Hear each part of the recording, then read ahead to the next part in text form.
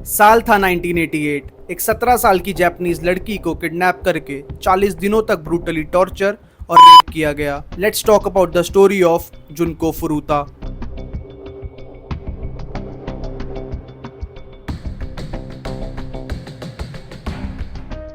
जुनको फुरुता एक 17 साल की लड़की थी जो अपने पेरेंट्स और दो भाइयों के साथ जापान के मिसाटो सिटी में रहती थी। जुनको याशियो मिनामी हाई स्कूल में पढ़ती थी। वो पढ़ाई में काफ़ी ज़्यादा अच्छी थी, जिसकी वजह से वो अपने टीचर्स और क्लासमेट्स के बीच भी काफ़ी पॉपुलर थी। स्कूल में अच्छे ग्रेड्स लाने के साथ साथ वो एक प्लास्टिक मोल्डिंग फैक्ट्री में पार्ट टाइम जॉब भी करती थी, हाई स्कूल कंप्लीट होने के बाद कॉलेज जाने के लिए। जुनको अपनी लुक्स की वजह से स्कूल के लड़कों के बीच भी काफ़ी फेमस थी, और उन्हीं में से एक लड़का था हिरोशी मियानो। हिरोशी जुनको से बिल्कुल ऑपोजिट था और उसके जापान के इनफेमस गैंग याकुजा के साथ भी कनेक्शंस थे।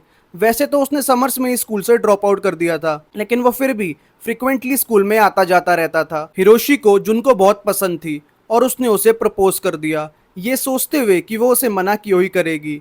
बट टू हिज सरप्राइज जुनको ने पोलाइटली नो बोल दिया। हिरोशी इस रिजेक्शन को सह नहीं पाया और उसने जुनको से बदला लेने का फैसला लिया। नवंबर 25, 1988 की शाम जुनको अपनी पार्ट टाइम जॉब से वापस आ रही थी कि तभी उसको हिरोशी ने देख लिया। हिरोशी के ऑर्डर्स पर उसके दोस्त शिंजी मिनातो ने जुनको को उसकी साइकिल पर से लात मार के नीचे गिरा दिया और वो वहां से भाग गया। और एज पर प्लान हिरोशी वहां पर जुनको की मदद करने पहुंचा, उसको जमीन से उठाया और घर तक छोड़ने की हेल्प भी ऑफर की, विच शी एक्सेप्टेड। हिरोशी उसे घर ले जाने के बजाय एक खाली वेयर हाउस ले गया, जहां पर उसने उसे धमकी दी कि उसके याकुजा गैंग के साथ लिंक है और अगर उसने उसके ऑर्डर्स नहीं माने तो वो उसको और उसकी फैमिली को जान से मार देगा। फिर वहां से हिरोशी जुनको को एक होटल ले गया, जहां पर उसने उसका रेप किया। और फिर अगले दिन मॉर्निंग में वो जुनको को शिंजी के पेरेंट्स के घर ले गया, जहां पर बाद में यह हॉरिफाइंग क्राइम 40 दिनों तक चला। किडनैपिंग के 2 दिन बाद यानी कि 27 नवंबर को जुनको के पेरेंट्स ने उसकी एक मिसिंग रिपोर्ट फाइल करवाई, जिसके बारे में हिरोशी को पता चल गया।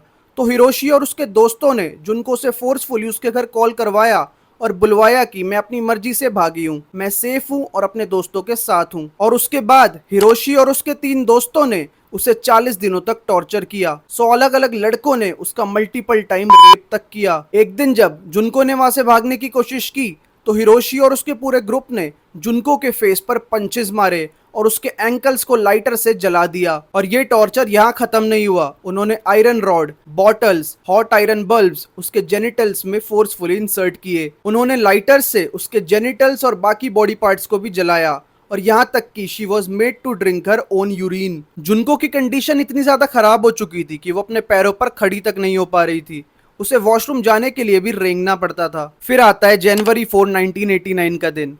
उस दिन हिरोशी गैम्बलिंग में काफी ज्यादा पैसे हार गया था और उसने अपना गुस्सा निकालने के लिए जुनको के पेट के ऊपर iron exercise ball multiple times फेंकी, जिससे उसका एब्डोमेन क्रश हो गया। फिर जुनको की पूरी बॉडी पर लाइटर फ्लूइड छिड़क कर आग लगा दी। ये फाइनल टॉर्चर भी 2 घंटे तक चला, जिसके एंड में जुनको ने अपना दम तोड़ दिया। जुनको के साथ ये सब करने का हिरोशी और उसके दोस्तों को हल्का सा भी दुख नहीं था।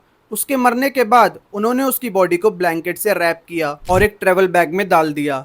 फिर उस ट्रेवल बैग को एक 55 गैलन मेटल ड्रम में डाला और उसे कंक्रीट से भर दिया।